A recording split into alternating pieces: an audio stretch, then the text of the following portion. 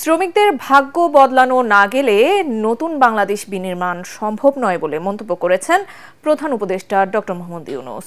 মহান মে দিবস উপলক্ষে আলোচনা সভায় তিনি বলেন, নতুন বাংলাদেশ গড়ে তুলতে ঐক্য, মালিক শ্রমিক পরস্পর আস্থা ও সহযোগিতা প্রয়োজন। এ লক্ষ্যে শ্রম সংস্কার কমিশনের সুপারিশগুলো অক্ষরে অক্ষরে বাস্তবায়নের আশ্বাস দিয়েছেন প্রধান উপদেষ্টা।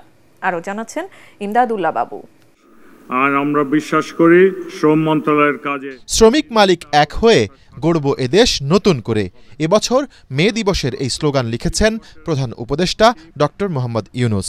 স্লোগানে ঐক্য গড়ার চেতনাকে সামনে রেখে রাজধানীর চীন মৈত্রী সম্মেলন কেন্দ্রে জাতীয়ভাবে এই অনুষ্ঠানের আয়োজন। সরকারের বিভিন্ন উপদেষ্টা, রাজনৈতিক নেতৃবৃন্দ, বিদেশি কূটনীতিক ও মিশন প্রধান এবং বিভিন্ন শ্রেণী পেশার মানুষ এতে অংশ নেন। অনুষ্ঠানে শ্রম উপদেষ্টা জানান, শ্রমিকদের বিভিন্ন দাবি দাওয়া দ্রুত বাস্তবায়নে উদ্যোগ নিয়েছে অন্তর্বর্তী সরকার। ডিমান্ড উঠেছে যে শ্রমিকদের অল্প মূল্যে রেশন দেওয়ার কথা। আমি আশা করি প্রধান উপদেষ্টার সম্মতিতে আমরা হয়তো এই বছরের মধ্যে কিছু একটা করতে পারবো।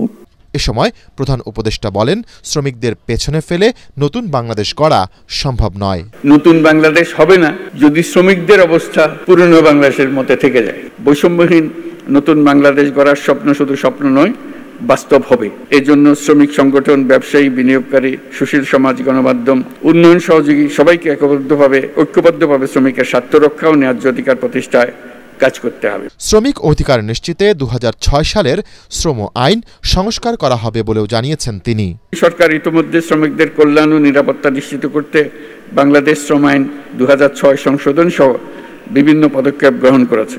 শ্রমিকদের অভিযোগ দ্রুত নিষ্পত্তির জন্য শ্রম আদালত কার্যক্রম আরো গতিশীল করা হয়েছে। শ্রম আদালত সমূহকে আরো কার্যকরণের পাশাপাশি আমরা বিকল্প বিরোধ নিষ্পত্তি ব্যবস্থা অধিকতর শক্তিশালী করার উদ্যোগ নিয়েছি। শ্রমিকদের ন্যূনতম মজুরি, নির্দিষ্ট কর্মঘণ্টা, বেতন, ছুটি, বীমা এবং পেনশন সহ কমিশনের দেয়া প্রস্তাবগুলো দ্রুত বাস্তবায়নের আশ্বাস দেন প্রধান উপদেষ্টা।